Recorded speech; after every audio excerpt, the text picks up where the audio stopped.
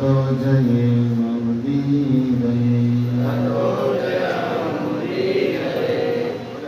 नष्टप्रायेषु भद्रेषु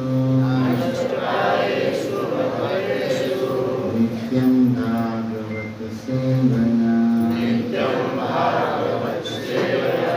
भगवती उत्तम श्लोके भक्तिर्भवति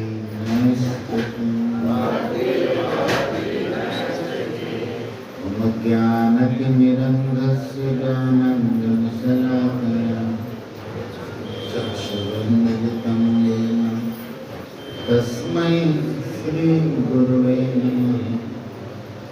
श्रीचैतन्यमनोभीष्टं स्थापितं येन भूतले स्वयं रूपकदा मह्यं ददाति स्वपदान्तिकम्।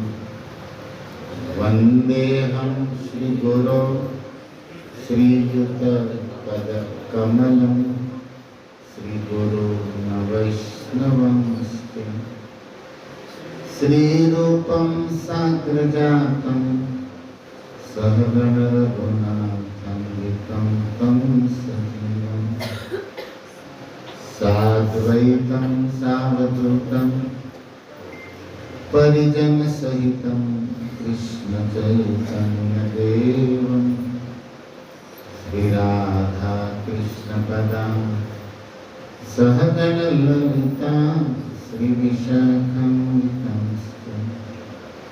हे कृष्ण करुणा सिन्धो दीनबन्धो जगत्पते गोपेश गोपिका कान्त राधा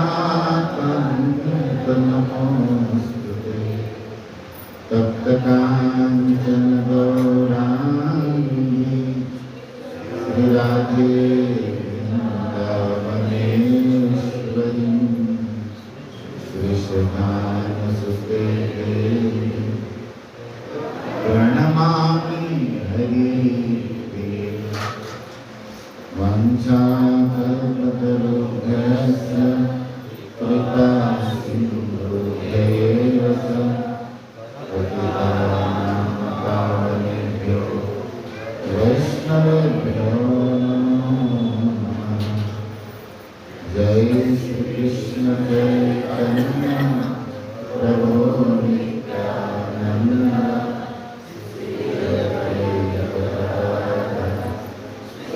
श्रीवासादि गौर भक्तवृंद हरे कृष्णा कृष्णा कृष्णा हरे हरे हरे राम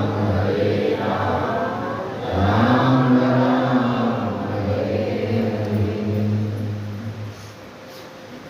श्रीमद् भागवतम स्कंद 60 अध्याय 3 श्लोक संख्या 35।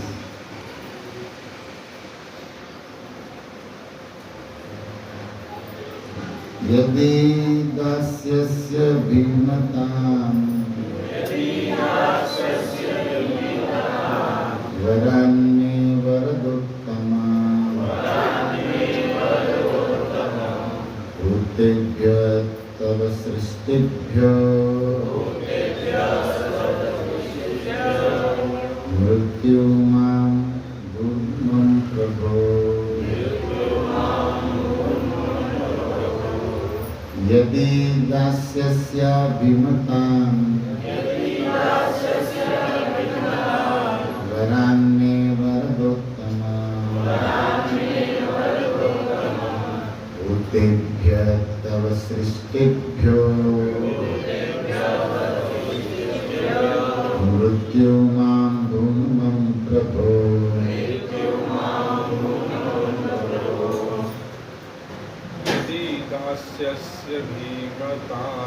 यदि दास्यस्य भीमतां वरान्मे वरदोत्तमा भूतेभ्यः त्वद्विष्णुभ्यो मृत्युर्मा भूमं प्रभो। यदि दास्यसि अभिमतान् वरान् मे वरदोत्तमम् भूतेभ्यः त्वक्श्रेष्ठभ्यः मृत्युर्मा भूमं प्रभो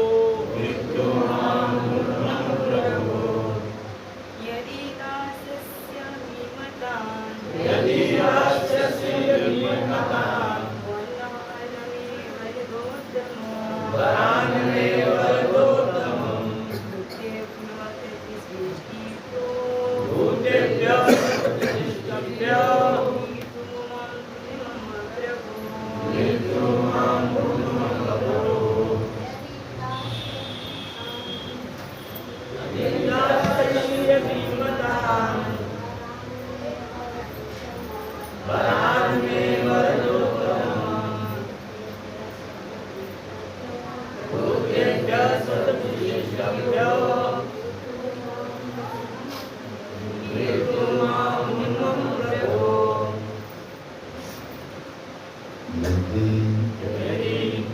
यदि दास्यसि दोगे अभिमतान् वांछित वरान् वर में मुझको वरदोत्तमा हे समस्त वरदायकों में श्रेष्ठ भूतेभ्यः जीवों से आपसे विशिष्टेभ्यो उत्पन्न किए गए मृत्यु मां नहीं भूत नमः मेरे प्रभो हे स्वामी। अनुवाद एवं तात्पर्य श्रील प्रभुपाद जी के द्वारा। हे प्रभु, हे श्रेष्ठ परमात्मा, यदि आप मुझे मेरा मनचाहा वरदान देना ही चाहते हैं तो यह वर दे कि मैं आपके द्वारा उत्पन्न किसी भी जीव के द्वारा मृत्यु को प्राप्त न हो। गर्भोदक्षाई श्री विष्णु की नाभि से उत्पन्न होकर ब्रह्मांड के प्रथम सृजित जीव ब्रह्मा ने इस ब्रह्मांड में रहने हेतु विभिन्न प्रकार के जीव उत्पन्न किए। अतएव सृष्टि के प्रारंभ से सभी जीव एक श्रेष्ठ व्यक्ति से उत्पन्न हुए हैं। अंतो गत्वा भगवान श्री कृष्ण ही परम श्रेष्ठ व्यक्ति है और अन्य सबके जनक है। अहम बीज प्रदपिता, वे समस्त जीवों के दिव्य दाता पिता हैं। यहाँ तक हिरण्यकशिपु ने ब्रह्मा जी की पूजा पूर्ण पुरुषोत्तम भगवान के रूप में की और उनके वर से अमर होने की आशा करता रहा। किंतु अब यह समझकर कि ब्रह्मा भी अमर नहीं है, क्योंकि कल्प के अंत समय वे भी मर जाएंगे।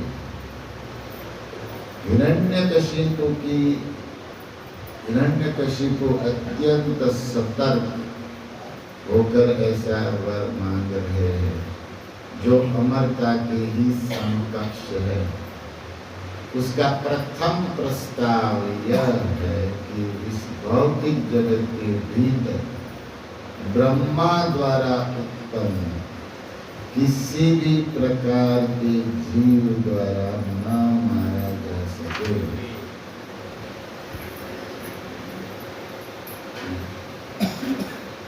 इसको लोकल भाषा में कहेंगे खोदा पहाड़। बेचारा महाराज इतना साल तक जब किया, इतना मस्का पुलिस स्तुति किया, बाद में पता चला हम तो कंधा, हमारे पास भी कुछ। तो फिर हमारे यहाँ कहते कि नहीं मामा, उससे अच्छा है काना मामा। अमर नहीं बना सकते तो किसी और तरीके से कुछ तो लाभ ले ले भाई। इसलिए हिरण्यकशिपु अपनी बुद्धि लगा रहे हैं। यही असुरता है। भक्ति क्या है? अपनी बुद्धि को साइड में रख के गुरु और शास्त्र के निर्देश में भगवान की प्रसन्नता के लिए उनकी बुद्धि अनुसार उनकी आज्ञा और असुर सबको साइड करते हैं और अपनी बुद्धि से करते हैं। बस यही फर्क होता है भक्त में असुर में, अंदर का मुख्य। बाहर से तो वेश रंग रूप जाति भी हो सकता है, असुर मनुष्य एक ही लगे। तो श्रुति स्तुति का उपसंहार हो रहा है यहाँ पर। और 4 श्लोक बचे हैं इसमें, कल इसकी स्तुति को पूरा कर देंगे, फिर आगे आप लोग लड़ लेंगे हमारी सेवा समाप्त। कल भी तो पूरा तो नहीं होगा, लेकिन एक टाइप के अन्वय है। 2 श्लोक इकट्ठे है, 3 श्लोक लेकर अध्याय पूरा हो जाएगा। उसके बाद नारद जी बताएंगे कि ब्रह्मा ने क्या कहा और हिरण्यकशिपु को संतुष्ट होना पड़ा। Something is better than nothing. कुछ नहीं तो कुछ तो है, सब कुछ नहीं है लेकिन कुछ तो है। उस भाव से हिरण्यकशिपु ऑलमोस्ट अमर ही हुए। तो बहुत भागवत के ये प्रकरण, ये प्रसंग अलग अलग मैसेज देते हैं। आज की कक्षा में इस प्रसंग से मिले जुले कुछ तथ्यों का हम भी चिंतन करें। तो हिरण्यकशिपु ने ब्रह्मा जी के प्रति स्तुति, अपना भाव प्रस्तुत करते हुए बहुत कुछ कहा है। सबकी तो हम भी चर्चा नहीं कर पाएंगे। त्वमेव कालो निमिषो जनानाम आयुर्लवाद्यवेशिनोऽसि। 31 नंबर श्लोक में उन्होंने कहा था कि त्वम एव, हे प्रभु आप ही, कालो अनिमिषो जनानाम। निमिष कहते हैं पलक को देखना। और ब्रह्मा जी ने देवताओं के शरीर की रचना की तो उसकी निमेष नहीं गिरती, इसलिए देवताओं को अनिमेष कहते। तो बिल्कुल नहीं गिरती, नहीं, बहुत लंबे समय के बाद कभी ऐसा होता है। बस हम लोग 2 मिनट ऐसा ना करें ना तो पानी आने लगता है, क्योंकि उनका आयुष्य ही बढ़ा है। स्थान के अनुसार, शरीर के अनुसार अंतर है। शास्त्र कहता है कि हमारा 1 वर्ष देवताओं का 1 दिन, इतना अंतर है। तो हमारे निमेष काल में और उसके निमेष काल में भी अंतर हो ही जाएगा उतना। तो इतने लंबे समय के बाद अगर वो ऐसा करते हैं तो मतलब नहीं ही कर रहे ऐसा माना जाता है। देवताओं के छाया नहीं होता है, जैसे हम लोग चलते हैं तो हमारी छाया होती है। कुछ देवताओं की विशेषता है, उसके शरीर में वायु 80-90% है, इसलिए हवा में, आकाश में उड़ सकते, खड़े रह सकते। और हमारी तरह माटी का विकार अन्न नहीं खाते, इसलिए मल मूत्र की भी उनके शरीर से कोई आवश्यकता नहीं कि निकास करो।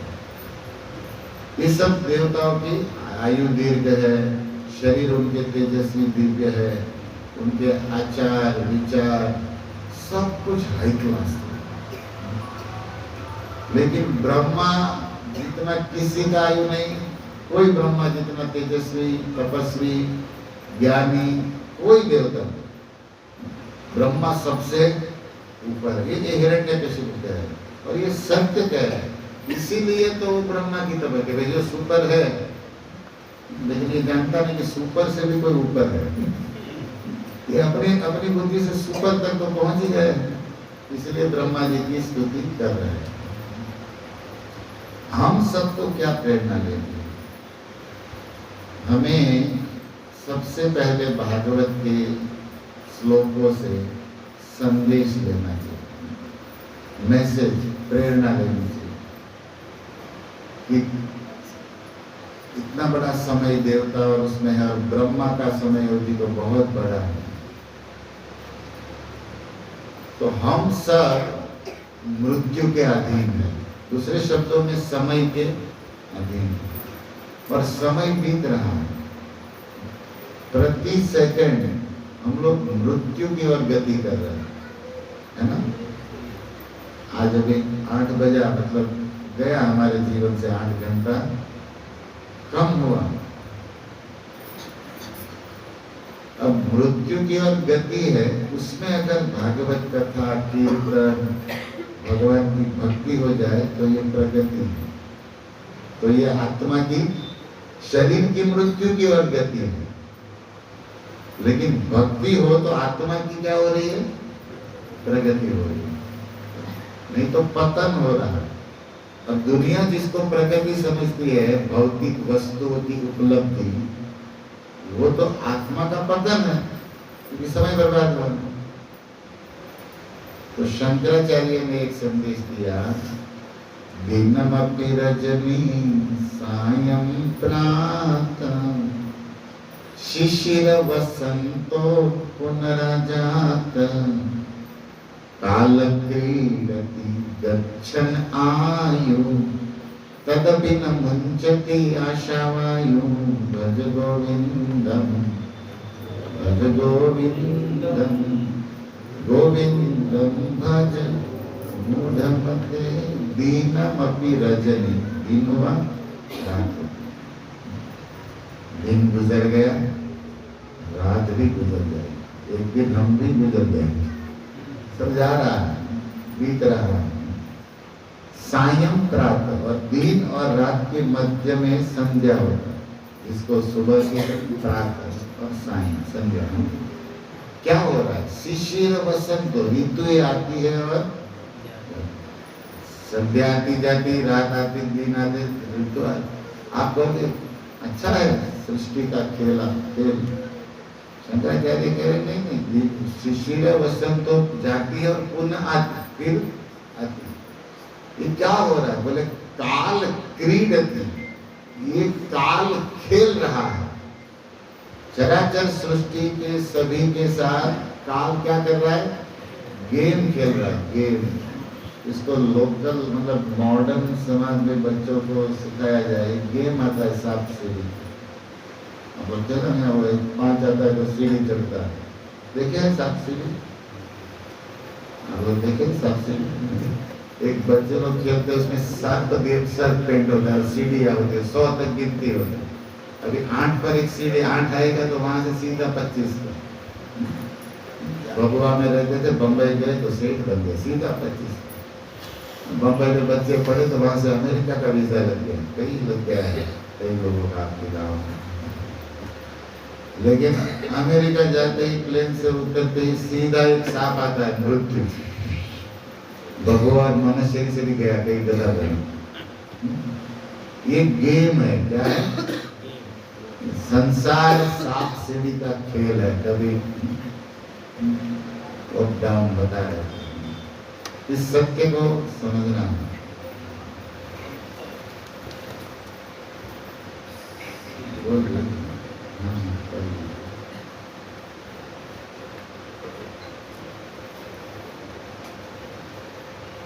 बोलेंगे आप दीजिए आपके भगवा इस्कॉन धाम हट सेक्टर के सभी वैष्णव भक्त प्रयास यदि हम श्रीमद् भागवत कथा का पारायण करा रहे हैं उनमें सब सादर आमंत्रित है। हरे कृष्ण। थैंक यू जी धन्यवाद।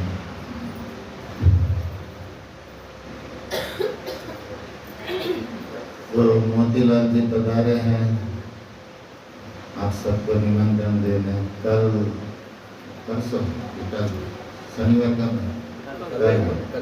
कल है ओके 29 तारीख कल शनिवार दोपहर में 12 बजे महाप्रसाद भंडारा होगा। तो आप सबसे निवेदन है कि मित्र परिवार सहित पधारिए और प्रभु का प्रसाद कीर्तन के साथ महाप्रसाद का आनंद लीजिए। हरे कृष्ण।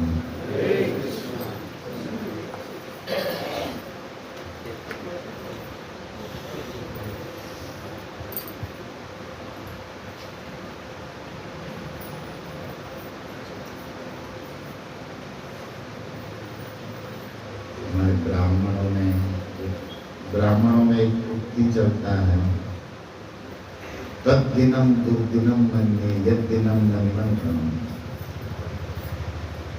सबसे बड़ा दुर्भाग्य का दिन कौन सा है? पंडितों से पूछा गया तो अपनी पत्नी, अरे देखो तो आज कोई न्योता आया कि नहीं? बोले ना, आज तो कोई न्योता नहीं है। तद्दिनम दुर्दिनम, वो दिन दुर्दिन का है। यद्दिनम न निमंत्रणम। तो सबसे बड़ा सौभाग्य तो रोज बस आमंत्रण आता है सब जगह। पंडित और कुछ नहीं थे, बस भोजन करो भजन करो। हमारे नरसिंह मेहता गुजरात में हुए, उनके श्राद्ध, पिताजी का श्राद्ध था और बड़ा मधुर प्रसंग है। तो साधु थे लेकिन भगवान द्वारिकाधीश ने आकर उसका भंडारा किया था, श्राद्ध किया। और बहुत सुंदर, इतना भूतो न भविष्य, बड़ा मधुर कथा है। हमारे गांव पहले यहाँ भी होता होगा। भंडारे में क्या होता था कि सुविधा नहीं होती थी ना, पहले भाव होता था। सब गांव वाले ही रसोई बनाते थे, मतलब मिलजुल के। कैटर से सब तो होता नहीं था और सामान भी नहीं होता था। न्योता होता था तो कहते थे थाली आप लेके आओ, खाना खाना है तो आप अपना अपना प्लेट लेके जाना होता है। यहाँ होता था पहले से। अच्छा, आप सुखी लोग हो पहले से। मान लीजिए कोई गांव में बहुत पहले ऐसा होता होगा कि चले लोटा, लेकिन मान लीजिए गांव में 1000 लोगों को आमंत्रण दिया तो किसी के पास 1000 थाली होता नहीं था, समझ रहे, देने के लिए। और ये कागज पत्थर में भिखारी लोग खिलाते, ऐसा गांव वाले मानते। तो फेंकने की वस्तु है, हम लोग उसको महान मानते है ना। पहले तो स्टील की थाली भी फालतू मानी जाती, कांसा पित्तल से चालू होता था और राजा ऋषियों के लिए गोल्ड की, चांदी की थालियां भी खाना होता। ये भारत का इतिहास है। अब इतना तो होगा नहीं किसी, अब सब खुल गया है। लोग मंदिर रख के ट्रस्ट बना दे तो कैटर्स वाले से। अब बहुत पहले ऐसा कुछ था ना, 500 वर्ष पहले। तो अपने मैं बोला कि सब पूरे गांव को आना है, तो भाई गांव वाले समझ जाते थे कि हमें अपनी थाली, गिलास, बाटी लेके जाना होता और वो प्रसाद उसमें देंगे। प्रसाद तो बनाया, फिर लेके वही थाली लेके हमको अपना अपना वापस। ऐसे आप लोग बोल रहे हैं नहीं होता था, आप लोग 100-150 वर्ष का इतिहास बता रहे हैं। जो है जो सुविधा हो गई उसके पहले सब पूरे भाई ही था। लेकिन भगवान ने कहा कि कह दीजिए नरसिंह जी कि कोई अपने घर से कुछ न लाए। तो ये पहली बार अनाउंस हुआ कि ऐसे ही फ्री जाना है, थाली भी उधर मिलेगा, मतलब बड़ा भंडारा होना। और भगवान द्वारिकाधीश में सोने की थालियां दी सबको, सोने की बात। और कुछ ब्राह्मण तो फोन किए अपने साधु से, अपने साला से, आ जाओ बिना थाली के, दूसरे गांव से भी होलसेल पे है आवाज। और भगवान लक्ष्मी जी रुक्मणी खुद बनाई भोजन, बड़ा प्यारा प्रसंग। तो कहते ना चांदी की चम्मच से चटनी चटाई, वो वाली बात नहीं, सोने की सब गोल, 56 भोग। फिर सारे ब्राह्मण सोच रहे थे नरसिंह जी के भंडारे में भोजन तो बढ़िया हुआ, आकर्ण, थाली वापस लेंगे कि, वो नजर उस पर थी। तब अनाउंस हुआ सब लोग अपनी अपनी थाली घर ले जाएंगे। हाँ, मतलब एक तो सवाल दाना नहीं, ऊपर से सोने में खिलाया, भोजन बढ़िया, और बाद में क्या बोला, ये जो थाली है वो आपका, थाली वाटी वो सब गोल्ड का था। और जो भी जब खड़ा होगा उनको साथ में स्वर्ण और की थैलियां दान में दी जाएगी। ब्राह्मणों के होश उड़ जाएगी। अब सपना तो नहीं, छू तो जरा हमको, कोई सपना तो नहीं देख रहे ना, चप्पल पहनने भी नहीं रहे। बेटा आगे थाली लेके जा रहा है, पीछे बाप सोने की थाली लेके जा रहा है, और धोया भी नहीं, किसी की बाटी से बैंगन का आलू गिर रहा है, तो ऐसे ही जा रहे हैं। तो बाप कहता बेटा जरा देख लो मैंने चप्पल पहना कि नहीं, क्योंकि इतना खाया कि ऐसे लेने चाहिए। पर देखिए आप, हम प्रसाद तो लेना चाहिए बढ़िया से, लेकिन कम से कम इतना ध्यान रखना चाहिए कि अपना चप्पल पैर हमें दिखे। कभी कभी पेट इतना डाइनिंग टेबल होता है कि अपना चप्पल देखने को उतना पड़ता है। इतना हालत खराब नहीं करना चाहिए शरीर का। पेट ठीक है, लेकिन इतना हो कि कम से कम हम नीचे देखें तो हमारे, कई लोगों की ये समस्या है ना कि उसको सामने वाला का चप्पल पैर दे सके, उसका तो देख ही नहीं सकता, इतना बढ़ाया हुआ है माल। अरे पिताजी आप अपना देखो, मैं नीचे देखूंगा तो बाहर आएगा। इतना इतना खाया है।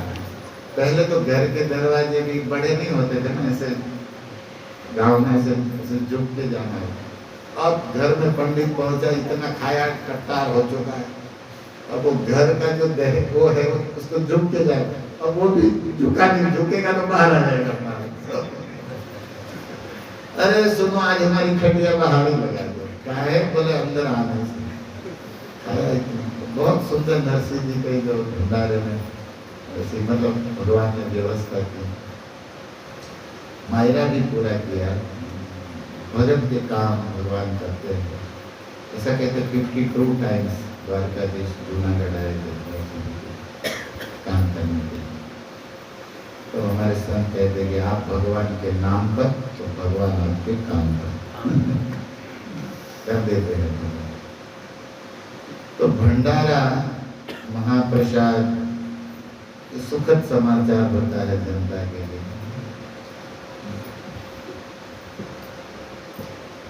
चलो उस बहाने हमने भगवान नरसिंह द्वारकाधीश को याद किया। लेकिन एक और श्लोक है इससे मिलता जुलता, जो नारद जी ने कहा, अभी थोड़ा विषय अंतर होगा, लेकिन वो कहते हैं यद दिनम दुर्दिनम मेघाच्छन्नम न दुर्दिनम कथा पीयूष वर्जिता तद दिनम दुर्दिनम। गांव के किसान मान लीजिए बढ़िया से खेती किए हैं और सीजन भी जैसे अभी जैसे चल रहा है, गेहूँ लेने का सीजन, जैसे जनवरी फरवरी में ठंडी का मौसम का सीजन, पाक लिया जाता है खेत से, जमीन से, और उस समय कभी कभी कम मौसम की वर्षा हो जाती है, नष्ट कर देता है धान। तो वर्षा का अपना अपना समय होता है ना, और मेघ छा जाते तो सारे किसान बाप रे कौन सा दुर्भाग्य हो गया, अभी वर्षा गिरेगी तो हमारा सारा मेहनत नष्ट होगा, ऐसे बातें करते हैं। तो यद दिनम दुर्दिनम कि खेत चाहिए नहीं पानी और मेघ छा गए, बारिश गिरेगा हमारे लिए, ऐसे मतलब जीवन साल भर की मेहनत गई फालतू बेटा है। तो दुर्दिनम। वो लोग अब सब अपने अपने हिसाब से दुर्दिन कहते हैं। ब्राह्मण को भोजन नहीं मिला, वो अपने आप को दुर्दिन कह रहे। किसान का खेत उजड़ गया, वो अपने आप को दुर्भाग्यशाली कह रहे। लेकिन नारद जी कहते हैं कि वह दिन दुर्भाग्य का है जिस दिन कृष्ण की भागवत कथा न सुनने में। असलियत में चैतन्य महाप्रभु कहते हैं कि हरि नाम में रुचि नहीं हुई, दुर्देव में कृष्ण निहाजनी नाम। ये भी तो सबके अपने अपने बिजनेसमैन कहता है कि आज तो यार कुछ नफा, दुकानदार कहता है कोई ग्राहक नहीं आया आज मेरा दुर्भाग्य। वैष्णव ये कहता है कि आज मेरा हरिनाम में रुचि नहीं हो रहा है, केवल मशीन की तरह राम राम राम राम कर। आज किसी साधु से भगवान के विषय में भागवत या गीता सुनने नहीं, ये असलियत में आत्मा का। चाणक्य ने लिखा, बात समझते हैं जिसके पुत्र आदि न हो परिवार में, दंपति को, तो जिस दिन भगवान का कीर्तन या कथा के बिना बीत जाता है ना, वो दिन जिंदगी का 5 दिन माना जाए। दिवसम अवंध्यम मां को दिया। चाणक्य लिखते हैं कि अपने दिवस को, अपने दिन को, प्रत्येक दिन सौभाग्य का, सुंदरता का बनाना है तो हरि का स्मरण, हरि का कीर्तन, हरि की कथा के सूर्य उगते ही संपर्क करो। नहीं हो रहा है और काम में, व्यवहार में उलझ गए तो वह दिन हरि स्मरण कीर्तन कथा के बिना जो दिन बीता वो बांध दिन, जो अपशुकन माना जाता है, दुर्भाग्य वो बांध माना। तो लोगों ने अपनी अपनी जगह अपनी अपनी बात कही है। मैंने आपके चरणों में निवेदन किया भंडारे के टाइम। हम क्या चर्चा कर रहे थे?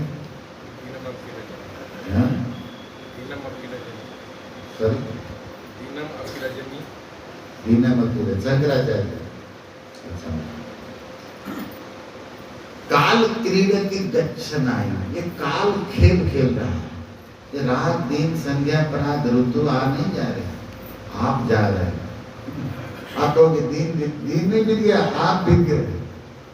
ऋतु बीत गई, ऋतु नहीं बीत गई, वो तो गिरा ही नहीं, आपका शरीर नहीं आएगा, आपका गया हुआ समय नहीं आएगा। कालो न जाती वयमेव जाता, भक्तो समय नहीं जा रहा है। भोगा न भोगता वयमेव, भोग नहीं भोग रहे आप, भोग आपको भोग रहा है। लोग सोच रहे कि हम शराब पी, शराब तुमको पी रही है, तुम शराब नहीं पी रहा। हम बीड़ी पी, तुम बीड़ी नहीं, बीड़ी तुमको पी रही है। सत्य यही कि तुमको खा रही है, नष्ट कर रही है। तो आचार्यों ने लिखा, तो शंकराचार्य कहते हैं कि काल खेल खेल रहा है, आपकी आयु रोज कम कर रहा है, आपको रोज मार रहा है। और तदपि न मुंचती आशा, और फिर भी तुम्हें कि भजन नहीं कर रहा, संसार की आशा लगाए बैठा है, ये करूंगा ये करूंगा ये करूंगा, ऐसा करना है। इसीलिए भज गोविंदम, भज गोविंदम, गोविंदम भज। कब भजन होगा? जब जीवन में कोई संत आता, तब पापों का अंत आता। और संत केवल पाप का अंत नहीं करते, संत करते पाप का अंत और लाते भक्ति की वसंत। और हमारे जीवन में क्या लाते? वसंत ऋतु में कहता है कि पुष्प फल फूल सबको अच्छी ऋतु, ऋतुओं का राजा माना जाता है वसंत ऋतु। तो आपके जीवन में भक्ति की वसंत आएगी, तब तो फिर आनंद, प्रेम के पुष्प, भक्ति के फल, सुख, हरा भरा जीवन हो जाएगा, हरियाली छा जाएगी, हरा भरा कबाब। स्टार्टर में हम लोग हरा भरा कबाब एक आइटम रखेंगे। ये जीवन कब होगा? जब हरि भक्ति सत्संग होगा। तो इस बातों को मैं इसलिए जिक्र कर रहा हूं कि इस बात को सबसे ज्यादा अगर कोई समझते हैं तो ब्रह्मा जी समझते। क्या करते रहते हैं पूछा जाए तो वर्णन है भागवत में, तीसरे स्कंद में। ब्रह्मा अपने लोक में, उस सुवर्ण पर्वत पे, उस ऑफिस में या अपने घर में केवल हरि कीर्तन करते हैं, हरि भजन करते हैं। कभी कभी सृष्टि में कोई देवता या असुर आ जाता है तो उनको मार्गदर्शन देना या गाइड करना। बाकी इतनी सुंदर सृष्टि ब्रह्मा ने बनाई है कि ब्रह्मा को भी इसका टेंशन नहीं है। और कुछ गड़बड़ हो जाए तो भी टेंशन, भगवान से प्रार्थना करते कि प्रभु आपका है, मैं तो मैंने करता, आपका फैक्ट्री कुछ गड़बड़ है तो आप भी सॉल्व, हमसे बनेगा तो करेंगे, नहीं तो आप ही कर दो, कोई चिंता नहीं करते, केवल भजन करते, केवल भजन करते लगे रहे। ब्रह्मलोक में चारों वेद जो शाम मूर्तिमान बैठते, सारी तीर्थ सारी नदियां देवता का दिव्य रूप लेकर बैठते और शास्त्र सचर्चा संकीर्तन होता रहता। ब्रह्मलोक का वातावरण ब्रह्मा जी परम पवित्र, भक्तिमय, ज्ञानमय, आनंदमय। इस बातों को हमें थोड़ा समझना चाहिए, नहीं तो कभी कभी ब्रह्मा जी के देवताओं के विषय में केवल गुणों में है और मैनेजमेंट में है, ऐसे ही हम लोग बोल लेते हैं, है ना, सुन भी लेते हैं। ओके, मैनेजमेंट में है, वो तो भगवान की सृष्टि में सेवा कर रहे हैं भगवान की आज्ञा। जब हम जैसे तुच्छ जीवों को भी पता है कि भजन सार है और भजन में आनंद है, तो क्या इतने बड़े देवता को नहीं पता कि भजन सार है और भजन में आनंद है? और यहाँ के छोटे मोटे सेठ भी ऐसी फैक्ट्री, ऐसी ऑफिस डाल देते कि ऑफिस में बैठे रहते एसी में, फिर भी काम चलता रहता है ना। छोटा दिमाग हम लोग, फिर भी ऐसा व्यवस्था हम लोग कर लेते हैं हम लोग, तो क्या ब्रह्मा जी नहीं कर सकते? उस हिसाब से उनका भी स्टैंडर्ड है ना, तो इस हिसाब से आप समझेंगे तो कोई आपत्ति नहीं हो, समझ जाएंगे। तो यहाँ पर हिरण्यकशिपु जीवन का लंबा समय तप में, वरदान में और उसको प्राप्त करके सब भौतिकता, तो लास्ट में रहेगा 0, 1 0, 2 0, 5 0, 10 0 इज इक्वल टू 0। पहले 1 होगा तब 0 की महिमा है, 10, 100, 1000। राम नाम को अंत है, सब साधन है शून्य। 1 लगे 10 गुण है, अगर 1 लग जाए तो 0 की वैल्यू। सबसे पहले भजन, सबसे पहले भक्ति, सबसे पहले भक्त बनना है, फिर कुछ भी बनना है। यही गड़बड़, 1 नहीं लगा, तप हुआ, स्तुति हुआ, राजा बना, सब बना, 1 नहीं, सब 0 0 ही लग रहा है। इस संसार के उपाधि, पद, प्रतिष्ठा, धन, भोग और अंत तक मृत्यु, और मृत्यु के बाद दुर्गति, बंधन। ये गलती हम न करें। जबकि ज्ञान तो हिरण्यकशिपु को भी बहुत है, लेकिन अहंकार के कारण, फॉल्स ईगो जिसको कहते हैं अंग्रेजी में, अपने मिथ्या अहंकार के कारण कभी कभी हम सत्य देखते हुए भी उसको अनजाना करते हैं, और अहंकार के कारण अपनी दुर्बुद्धि भोगों में हम लगे रहते हैं। इसलिए भगवान गीता में भी कहते हैं इस बात को, न तेषु रमते बुधा, बुद्धिमान इसमें आदि अंत कौन्तेय न तेषु रमते बुधा। 5:21 16 श्लोक। तो भगवान मना ये नेगेटिव उदाहरण इस तरह, इस प्रकरण से हम शिक्षा ले सकते हैं। अब देखिए हिरण्यकशिपु के भाव में भावित होकर हम इस श्लोक की चर्चा करते हैं। हम हिरण्यकशिपु के बुद्धि समझ से मिलकर कुछ बातें करें। तो वो कहते वरद उत्तम, ब्रह्मा जी को कहते हैं कि हे ब्रह्मा, वरदान देने में आप सबसे श्रेष्ठ है। इस ब्रह्मांड में सत्य है, ब्रह्मा वरदान देने में श्रेष्ठ है। मैं वरान, हे वरदान देने में श्रेष्ठ, मैं, मुझको वर दीजिए, मुझको वर, क्या वर दीजिए? अमरा, मैं कभी मरू नहीं। ये श्लोक में नहीं लिखा है मैं मरू नहीं, लेकिन वरदान देने में उत्तम मैं आपसे वर मांगता हूँ। अब देखिए, इसीलिए भागवत समझने के लिए, ग्रंथ भागवत समझने के लिए भक्त भागवत की शरण लेनी है। आप कहोगे इसमें लिखा तो नहीं है कि मुझे अमर बना दो, इसमें नहीं लिखा, इसके आगे आएगा नेक्स्ट श्लोक में। लेकिन इसमें ये जो दो लाइन है ना, आप देख रहे हैं काली गोल, उसके बीच में जगह है ना, और दो शब्दों के बीच में जगह है, उसमें लिखा है। आप तो क्या, हमको तो नहीं दिखता, तो सही हमको नहीं दिखता, लेकिन जिसको दिखता है उसने लिखा। भाव है, देखो हमारे भक्त कहते हैं कि ये भागवत है ना राधा कृष्ण का स्वरूप है। कैसे? बोले एक गोरा गोरा पेज है ना, ये राधा रानी है, और ये काले काले अक्षर से हम सुन जाते हैं। देखो दृष्टि हो तो वहां पर भी, ये भी गंगा यमुना का संगम है। गोरा यमुना जी, मान लीजिए कोई त्रिवेणी में जाए स्नान करे संगम में, अभी भागवत खोले तो ये भी त्रिवेणी स्नान दिख रहा है ना भाई, गंगा काला अक्षर। अब दृष्टि होनी चाहिए, सर्वत्र है इष्ट देव, जित देखो तित श्याम नहीं, ये भावना है भक्त। अब ऐसा भाव होगा ना, तब ये भागवत अंदर का रहस्य प्रकट करते हैं। कुछ बातें कॉमन सेंस होती है ना, लिखी नहीं गई, बोली नहीं गई, फिर भी अपने आप समझना पड़ता है। तो हिरण्यकशिपु इतना हजारों साल तक हमारी तरह चरण में अठने के लिए नहीं दिए। जैसे हम लोग भगवान के पास जाके छोटी सोच, 100 बीघा जमीन दे दो, 2 बंगला, 2 बच्चे, ये इससे आगे बुद्धि नहीं चलती। मांगते तो कम से कम ब्रह्मांड मांग लो, मांगना ही है भिखारी का, छोटा क्या है बताओ। लेकिन हमारी तो हिरण्यकशिपु छोटी चीज के लिए नहीं आया, क्योंकि हिरण्यकशिपु जानता है कि कुछ भी प्राप्त कर लूं और मर गया तो 0, तो कुछ भी प्राप्त करने से पहले अमर बनना है। अगर जिंदा है तो देख लेंगे, और सब कुछ मिला और मर गए। बाइबल में भी ये बात ईसा मसीह ने लिखी है कि आप पूरा ब्रह्मांड, ये वर्ल्ड प्राप्त करके भी अपनी आत्मा को खो देते हैं, तो क्या पाया? कि हम लोग के लिए लिखा है कि हम सब कुछ पा ले और हम ही न रहे।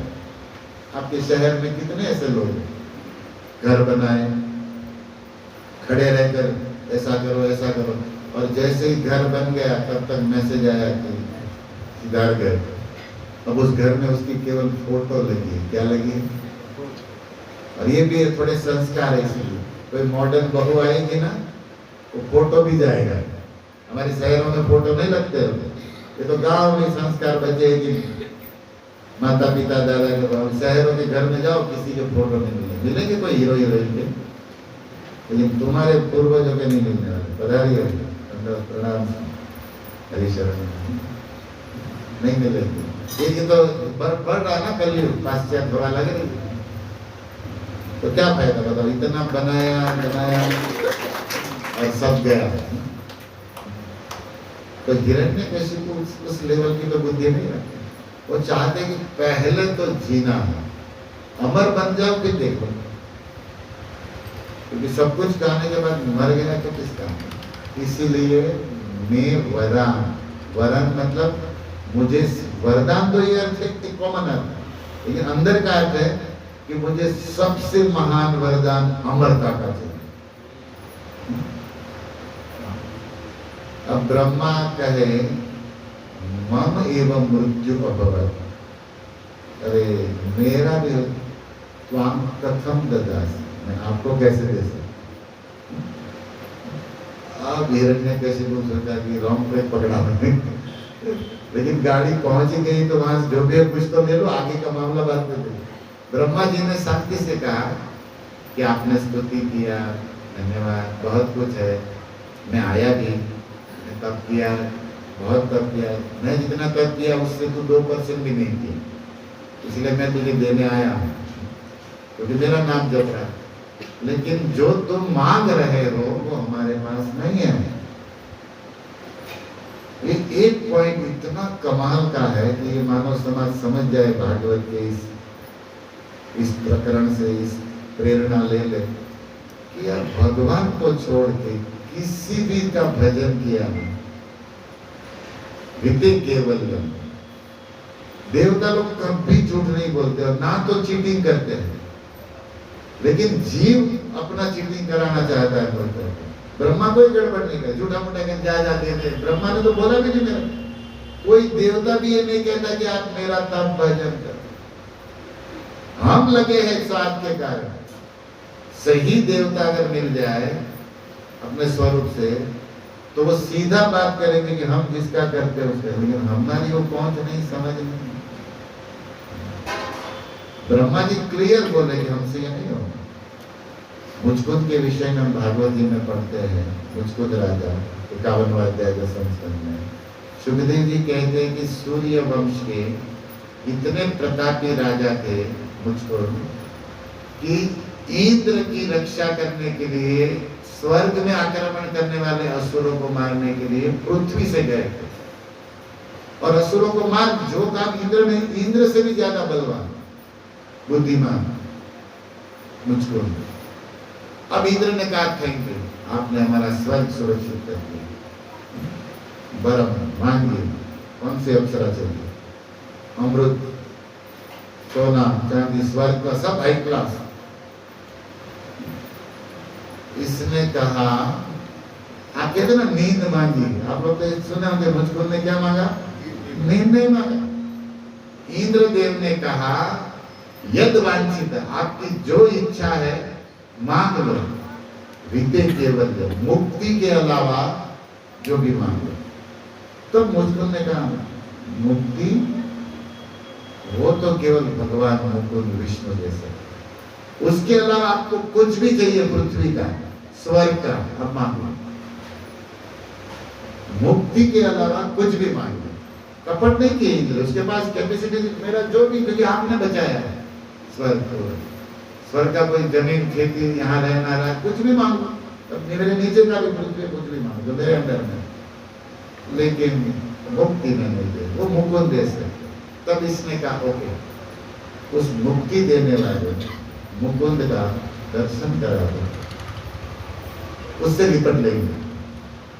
बोले माफ करिए महाराज, ये भी नहीं कर सकते, अब बताओ। उसने कहा तो फिर आप रहने दो, मुक्ति नहीं दे सकते और मुक्ति देने वाले मुकुंद को दिखा भी नहीं सकते, अब मैं उस मुकुंद के अलावा और किसी का मुखड़ा देखना नहीं चाहता। और अब वरदान क्या, हमें नींद ही दे। प्रश्न होगा ना तो मांगने के लिए नींद ही बचाओ। क्यों नींद मांगा? चक्रवर्ती जरा 10 मिनट का चलाते हो, नींद क्यों मांगा? तो नींद तो तमोगुणी वस्तु है, खराब वस्तु। मुकुंद को जीवन से नफरत हो गया वैराग कि अब मुझे और किसी का मुखड़ा हर जन्म का देखना ही नहीं है, देखूंगा इन नैनों से तो केवल भगवान को। और नींद मांगने का दूसरा कारण चक्रवर्ती लिखते हैं, मुचकुंद लिखते हैं कि अगर मैं पृथ्वी पर या कहीं पर रहूंगा तो ये इंद्र ही हमें परेशान करते रहेंगे, और भी लोग, क्योंकि जब जब संकट होगा किसके पास आएंगे, और इनका काम करके हमारा कोई फायदा। ये बुद्धि हमारी भी आ जाए ना मुझको, जैसे कि संसार के लिए मर जाओ, एक दिन ये लोग जला देंगे, कभी थैंक यू संतुष्टि होने वाला, क्योंकि ये अपूर्ण है और इसको आप कभी पूर्ण कर नहीं सकते। और भगवान पहले से ही पूर्ण है, आप अपूर्ण करो तो भी वो पूर्ण है। ओम पूर्णमद पूर्णमिदम्, ये फर्क है भगवान की सेवा और संसार की सेवा। ये कभी प्रसन्न नहीं होंगे। 100 बार आपका काम किया, 100 बार आपको, एक बार नहीं किया, गलती। इंद्र देखिए, इंद्र के काम उस दिशा में, ये ब्रजवासी परजन्य बाबा से परंपरा से कर रहे थे पूजा, 1 साल नहीं किया, मारने दौड़ गया महाराज। और छोटे मोटे इंद्र हमारे यहाँ भी घूम रहे ना, आप उसको प्रणाम ना रोज करो, लेकिन एक बार ना, उसकी हालत खराब। 10 आपके काम किए, 10 बार आपके घर आया है, आपके रिश्ते पर, एक बार ना आया तो ये तो नहीं आते। नौकर है क्या आपके? भक्तों से, गुरुओं से भी हम ये अपराध कर देते हैं, नहीं इसके घर गए, हमारे घर क्यों नहीं है, ये किया वो नहीं किया, इतना, अरे किया वो नहीं दिखेगा, ये संसार।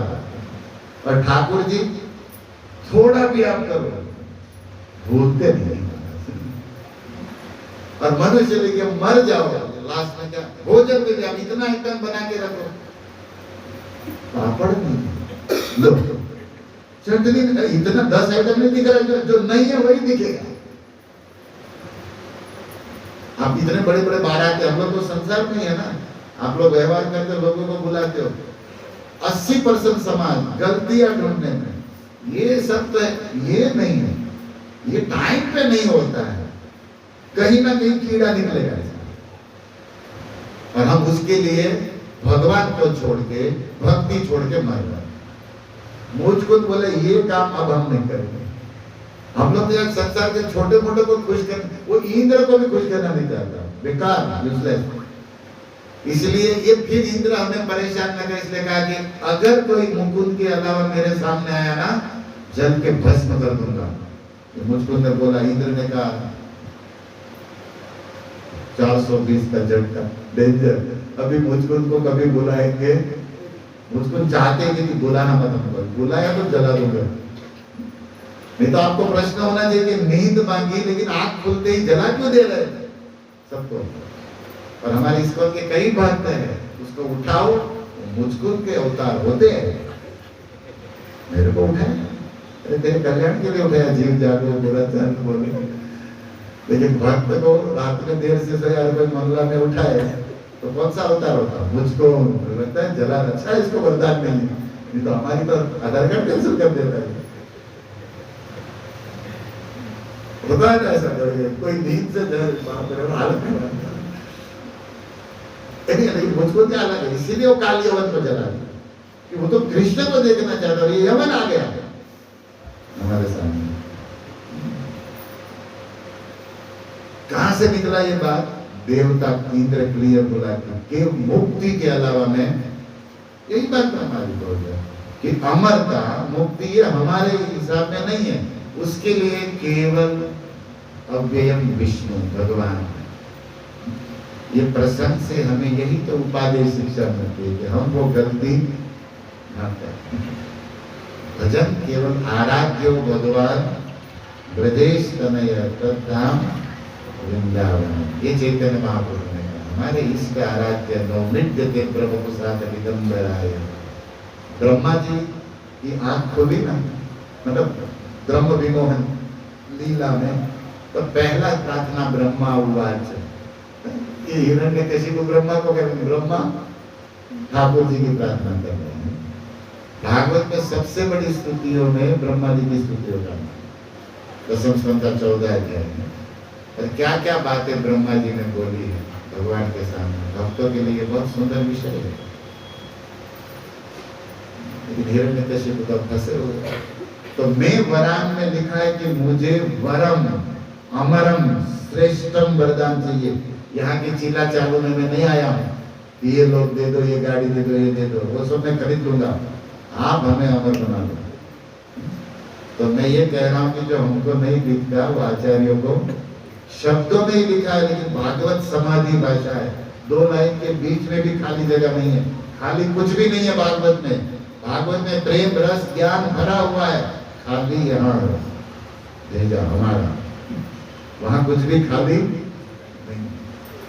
तो यहाँ लिखा गया कि हे वरदान देने में श्रेष्ठ, अमरता का बड़ा, इससे बड़ा कोई वरदान, और ये वर आप हमें दीजिए, ये वर आप हमें दीजिए। यदि दास्यम अभिमता, मैं वरदान पाने में योग्य हूँ, मैंने तब किया है, और आपको लगता है तभी तो आप आए हो, नहीं तो मैंने तो बुलाया नहीं, आ जाओ, जब लायक बनूं तब आना, लेकिन आने के बाद आनाकानी नहीं करना। तो यदि दास्य से मैं, आप हमें देने आए हैं ना अभिमता, तो मेरा मन चाहा वर चाहिए। क्या? वरम अभिमता, अमरम, मुझे अमर। अब ब्रह्मा जी ने हाथ जोड़ के कहा, नहीं है हमारे पास वो वस्तु, हमारे पास नहीं, अमर हम खुद नहीं, कैसे? तब इसने कहा, वो अभी आए ही है और कुछ तो लेना ही है, और इतना साल बिगाड़ दिया। तब इसने कहा, भूतेभ्य तब विसृष्टिभ्य आपने ये विशेष सृष्टि जो बनाई है ब्रह्मांड में पंच महाभूत के ये हजारों 84 लाख प्रकार की वैरायटी, आपकी इस सृष्टि में भूतेभ्य, अब भूतेभ्य शब्द से केवल चराचर जीव की बात है, 5 एलिमेंट्स की बात नहीं है। जड़ की जीव मतलब 84 लाख प्रकार के जीव में सब आ गए, नाग, किन्नर, गंधर्व, देवता, मनुष्य। अब ये लोहा लकड़ा की बात नहीं हो रही है, भूत माने जीव चेतन की बात हो रही, जो शरीर प्रकृति से शरीर प्राप्त किया हुआ है। तो पहला कंडीशन है कि आपके द्वारा निर्मित बनाए हुए किसी भी जीव से, भूत से माम मृत्यु, मेरा मृत्यु अब न हो। ब्रह्मा मानो कहे सॉरी ये भी मैं नहीं दे सकता, मानो ब्रह्मा ये बोल देंगे, क्योंकि ब्रह्मा क्लियर बोलेंगे जो बोले, तो इसके पहले कहता है प्रभु, ये देने में तो आप सब, प्रभु माने स्वामी, समर्थ, प्रभु माने समर्थ। आपका प्रभाव चलो अमर बनाने का नहीं है, लेकिन इस ये प्रभाव तो आपका है। तो हे प्रभु, जो प्रभावशाली हो, जो देने में समर्थ हो, उसको कहते हैं प्रभु। एक अर्थ। तो हे प्रभु, आप, क्योंकि आपके अंदर में तो आपका कंट्रोल होगा ना, तो आपके बनाए हुए जीव सृष्टि में किसी से मैं न हूं। अभी अब सब आ गए इसमें, नाग, किन्नर, 84 लाख में से किसी से मैं न हूं। इस बात से हिरण्यकशिपु संतुष्ट थे कि चलो ब्रह्मांड में तो हमें कोई नहीं मार सकता, और अहंकार से आवृत पर्दा पड़ा हुआ है कि इससे परे वो कुछ साथ नहीं रहा, इससे परे तो कुछ है ही नहीं। इसलिए ऑलमोस्ट मैं ब्रह्मा को चीटिंग कर दिया। हिरण्यकशिपु ये सोच रहे कि मैं ब्रह्मा को, वो दे रहे कि नहीं दे, लेकिन मैंने अपना काम कर ही लिया। वो इस वहम में ही है हमारा कि ये मुझे अमर नहीं बना पाए, लेकिन मैं अमर बन गया, क्योंकि ये ब्रह्मांड ही है, 14 भुवन, इसमें ही सब है, इससे परे कुछ है नहीं, और इसमें कुछ होगा नहीं। अब ये जानते नहीं कि ये करोड़ों ब्रह्मांड जिनकी एक रोमकूप से निकलता है, और ऐसे करोड़ों ब्रह्मा उस विष्णु की एक सांस में आते जाते हैं, उसको भूल रहा है। और ब्रह्मा जी अपनी संहिता में ये बोले हैं, यस्य कनिष्ठसित काल में कवलम जीवन तिलो मुदुलजा जीवन। तो एक गोविंद आदि पुरुषम ब्रह्मा को अपनी स्तुति में संहिता में इन बातों को कहते हैं। प्रभुपाद की कृपा से हम लोग भाग्यशाली है कि शास्त्रों के सार ग्रंथ हमारे स्कंद में उपलब्ध है, जैसे श्रीमद् भागवत सारे ग्रंथों का राजा। और इसी भागवत को रहस्य से आस्वादन करना है तो श्री चैतन्य महाप्रभु राधा कृष्ण के मिलित करना, और उनकी निकुंज की मंजरी रूप सनातन आदि इन आचार्यों ने इस रस का आस्वादन करके उस रस तक पहुंचने का रास्ता भी बता दिया। ऐसा ग्रंथ चैतन्य चरितामृत, इस भक्ति सिद्धांतों को शुद्ध भक्ति तक पहुंचा जाए, कर्म निष्ठा ज्ञान निष्ठा से मुक्त होकर, ऐसा अद्भुत ग्रंथ रूप गोस्वामी सिंह जो दिया, ये सब उपलब्ध है। हमें इनका अध्ययन करना है, समझना है।